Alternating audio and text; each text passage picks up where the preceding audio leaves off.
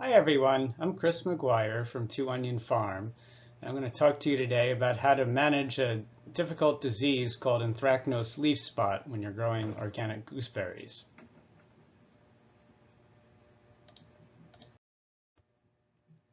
So here's what I'm going to talk about. I'm going to just briefly introduce our farm and gooseberries in general and tell you a little about what the leaf spot disease looks like and what effects it has. And then I'm going to talk about an experiment we did on our farm on how to control this disease and what we learned. And I want to say, if you'd like more information, please notice that below the video in the description on YouTube, I've included some links where you can go for more information. So a bit about our farm. My wife Yuli and I have been farming organically at Two Onion Farm in southwest Wisconsin for 20 years. We have 12 acres there.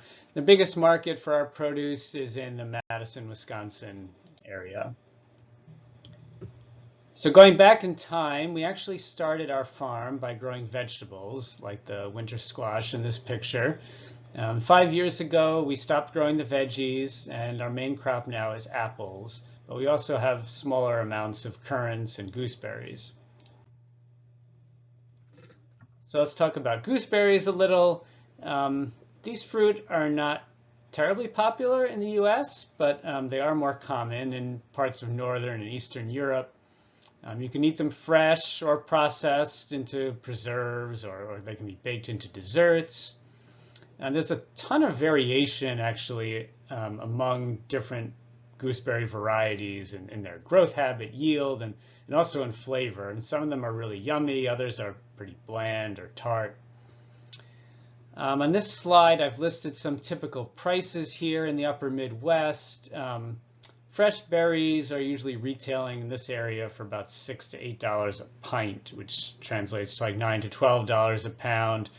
And as usual, fruit for processing sells for a lot cheaper, usually in the $4 to $4.50 a pound range. So in this region where we're from, in the upper Midwest, gooseberries suffer from a pretty devastating disease called Anthracnose Leaf Spot.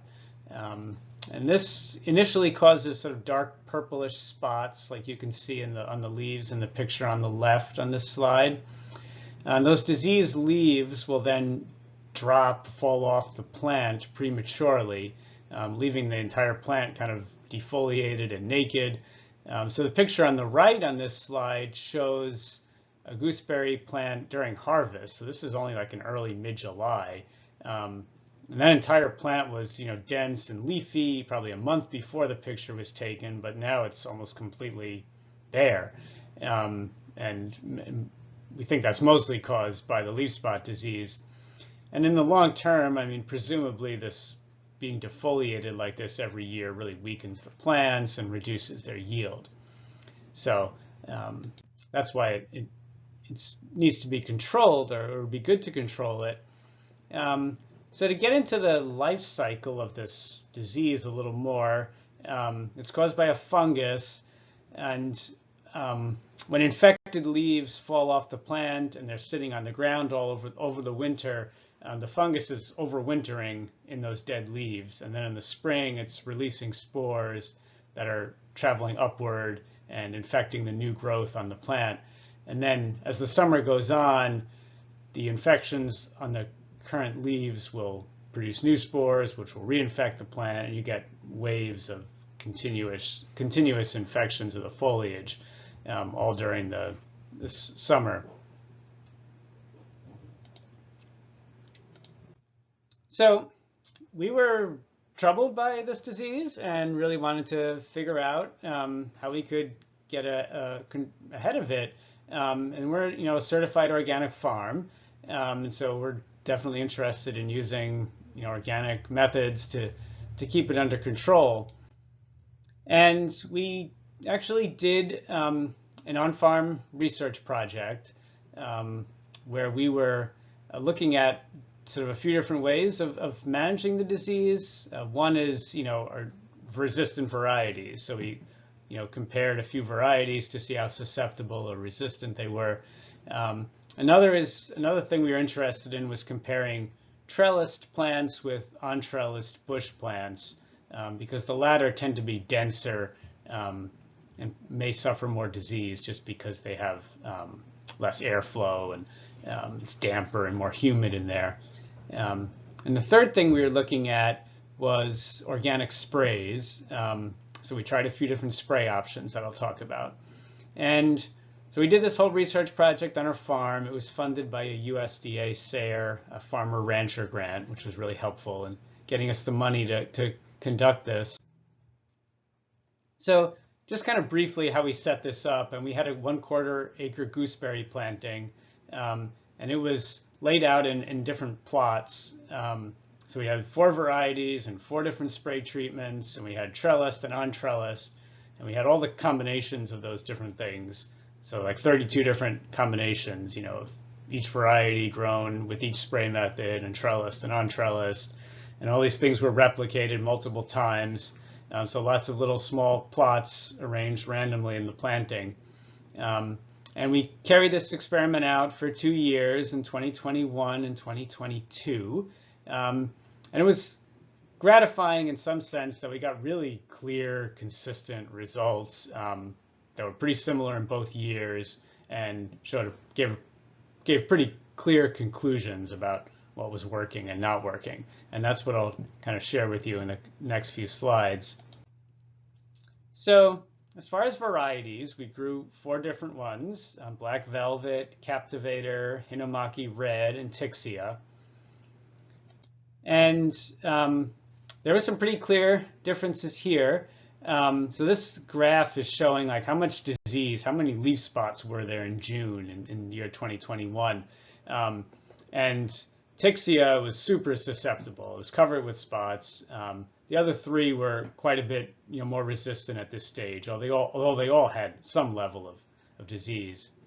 And then later in the year, the picture was a little different. So this graph is showing like percent defoliation, like how many of the leaves on the plant have fallen off in late summer in 2022. And the really striking conclusion here is that Hinnomaki Red had very little defoliation. Almost all its leaves were still there. All 3 of the other varieties were showing a lot of defoliation. So I actually have pictures here. So in this one, you're looking at a Hinnomaki Red plant. So this is the most immune to defoliation. And this was taken in early July, and you can see it looks pretty green and leafy. It's almost time for harvest. The next slide here is showing on the same day a branch of a Captivator plant, and there's hardly any leaves on there. And the few that you can see are covered with spots. So these are pretty clear, dramatic differences between the 2 varieties, or between the 4 varieties. So the next thing we are looking at is trellising or not trellising the gooseberry plants. So one of our treatments was a freestanding bush. So this is the most common method that's used in the US. And you're not growing them on any kind of trellis. Basically, it's a bush, and there's constantly new stems coming up from the base of the plant. And you try to prune them to keep a mix of stems of different ages. So you have some like 1st year canes, and some 2nd year, and some 3rd year at all times. And then the alternative that we were looking at was what's called the cordon trellis method. So that's pretty common in Europe when they're growing gooseberries, and currants as well. And you can see a picture of it here on our farm. So there's a wire trellis, and you're training each plant to a single vertical stem. That's a kind of a permanent, like trunk almost, or a leader. And then it's got temporary horizontal branches that are coming off the leader. And those are bearing fruit, and they're being pruned off, and new branches are growing. So there's a constant cycling of those branches. And this graph is showing how many leaf spots we had in early summer in 2021. And the trellis plants were definitely had a bit less disease. And there was a similar pattern later in the year. So this graph is showing how much defoliation there was later in the summer. And again, there's a little less defoliation on the trellis plants.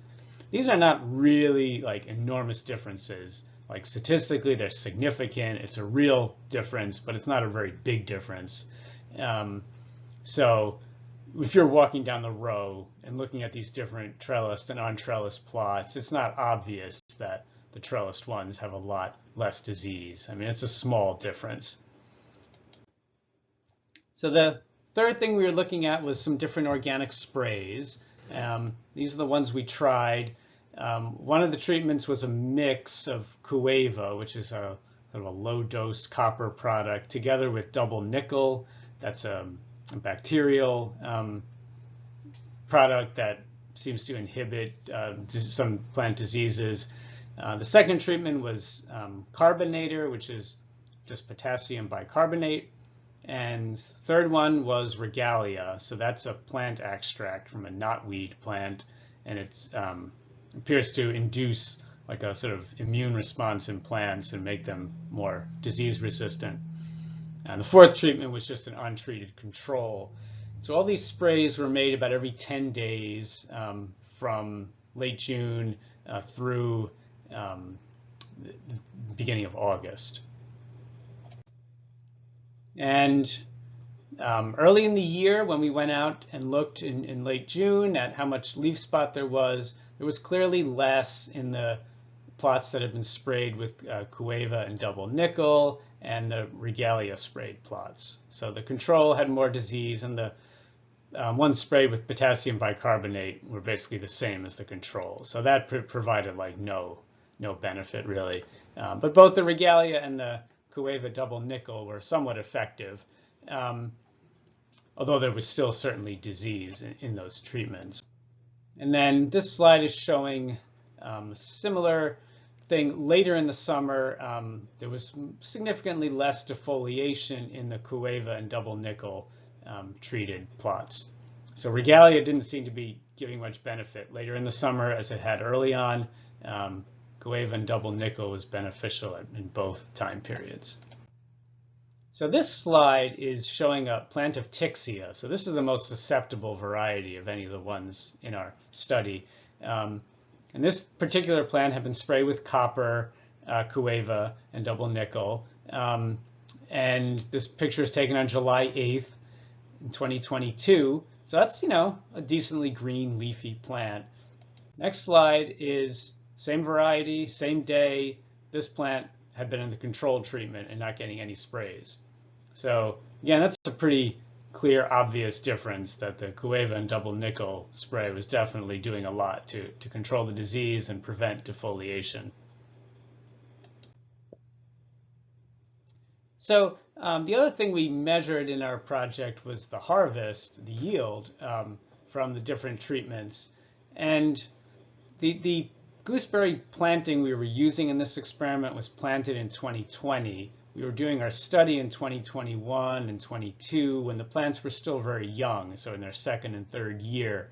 In 21, there was a pretty light harvest, really only Captivator yielded significantly. In the next year, in 22, all the varieties except Tixia had a significant harvestable yield.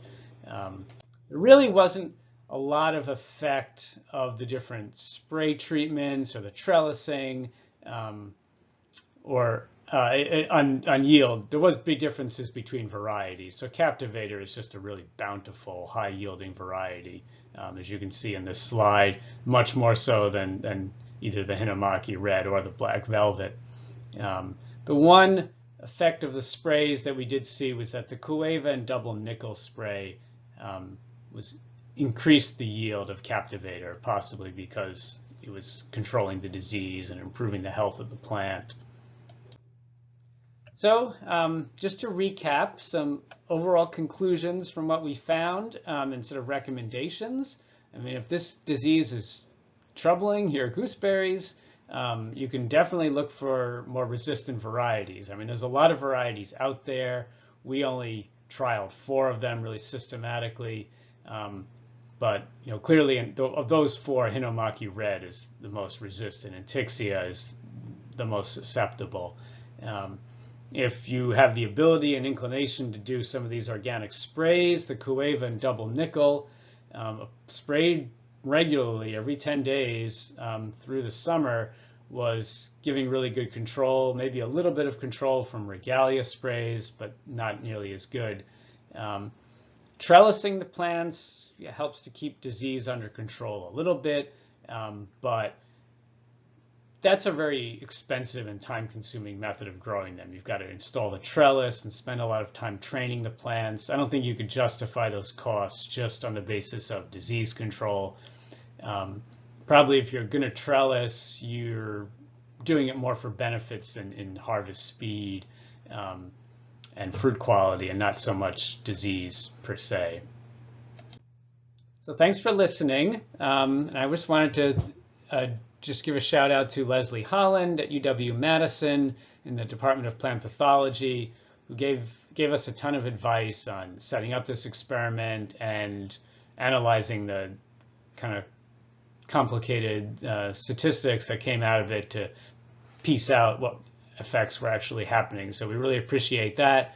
We're also grateful for the USDA SARE Farmer Rancher grant that funded this project. And I just wanted to reiterate again, if you want more information about the details of what we did or how to do the cordon trellising, there's links to those things below the video in YouTube. Thanks very much.